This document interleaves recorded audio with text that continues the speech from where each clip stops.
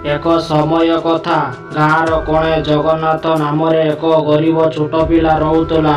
ତାର ପରିବାର ଅତିକ ଦାରିଦ୍ର୍ୟ ଥିଲା ଏବଂ ତାର ଏକ ହାଲକା ଘର ଛାଡ଼ି କୌଣସି ଅଧିକ ସମ୍ପତ୍ତି ନଥିଲା ଓ ରଘୁ ଜୀବନରେ ବହୁତ କଷ୍ଟ ଭୋଗୁଥିଲା। କାରଣ ସେ ନା ପଢ଼ିପାରୁଥିଲା ନା ତାର ପରିବାର ପାଖରେ ଭଲ ଖାଦ୍ୟ ଥିଲା।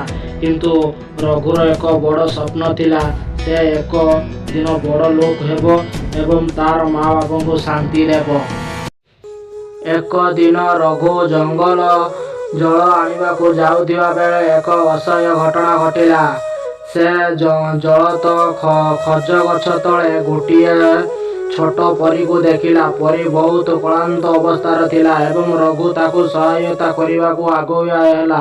ସେ ଖଡ଼ା ଗଛ ତଳୁ ପରୀକୁ ବାହାର କରି ତାର ଖେଳନା ଝୁଲାରେ ପକାଇ ଘରକୁ ଆସିଲା। ପରୀ ଆସ୍ତେ ଆସ୍ତେ ସ୍ୱପ୍ନ ହେଲା ଏବଂ ରଘୁକୁ କହିଲା, ତୁମେ ଆମକୁ ଜୀବନ ଦେଲ, ଆମେ ତୁମକୁ 3ଟି ପ୍ରାର୍ଥନା ପୂରଣ କରିବାକୁ ରାଜି। ହଁ କି ନା ତୁମେ କୁହ? ରଘୁ କହିଲା, ମୋ ପରିବାରକୁ ପାଇଁ ଭଲ ଖାଦ୍ୟ ଆବଶ୍ୟକ, ଆମେ ଭୋକକୁ ମୁକ୍ତି ଚାହୁଁଛୁ। ପରୀ ହସିକି କହିଲା, ଖାଦ୍ୟ ପରିଣତ ତାର ଘରକୁ ପରିଣତ କଲା।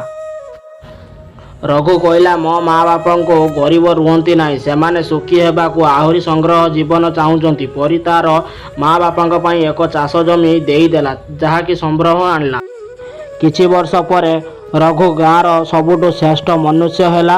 ସେ ତାର ଶିକ୍ଷକ ସଫଳତା ହୋଇ ନା ଗାଁ ଗରିବ ପିଲାମାନଙ୍କୁ ଏବଂ ତାର ପରିବାରକୁ ସାହାଯ୍ୟ କଲା ଓ ରଘୁ ଆଜି ବି ଲୋକମାନଙ୍କ ପାଇଁ ଏକ ପ୍ରମାଣ ହୋଇଗଲା।